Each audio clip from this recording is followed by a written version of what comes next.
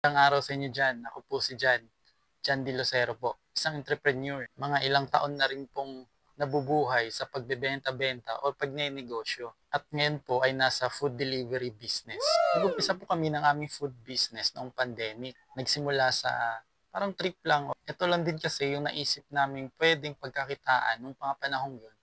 Kasi nga, yung produkto pagkain, essentials. So, pwede mailabas, pwede rin mai-deliver sa kung saan man. Marami din Wow! po kasing nausbong no, ng mga online groups or community sa iba't ibang villages. Kaya parang napasabay na rin po kami. Nagpo-post kami ng aming produkto, nauna sa pang-merienda, pinopost namin sa mga online groups na dito lamang po sa aming village.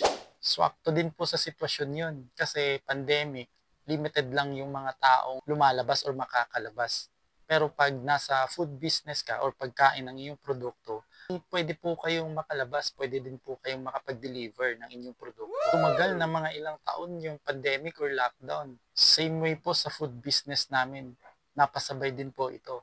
At parang naging pabor pa nga sa mga food businesses yung sitwasyon na yon during pandemic. At Wow! yung dating pamerienda-merienda lang na produkto namin, ay sineryoso na rin po namin. Meron na po kaming mga short orders, party trays, food bundles. Pero namalayan namin, nabihira lang yung orders dito sa village namin.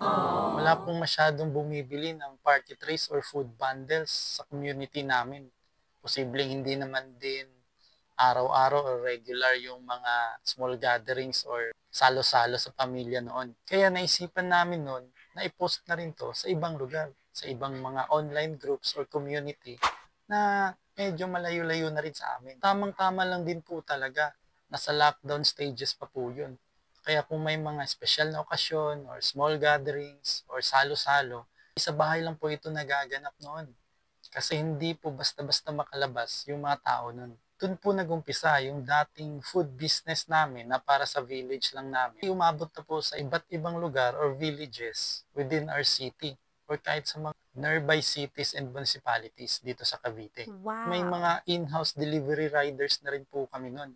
Kasi napunta na po kami sa imbis na food business lang, naging food delivery business na sa mga panahong yun. Dito po namin nakita yung malaking tulong or advantage pag nasa food delivery business ka.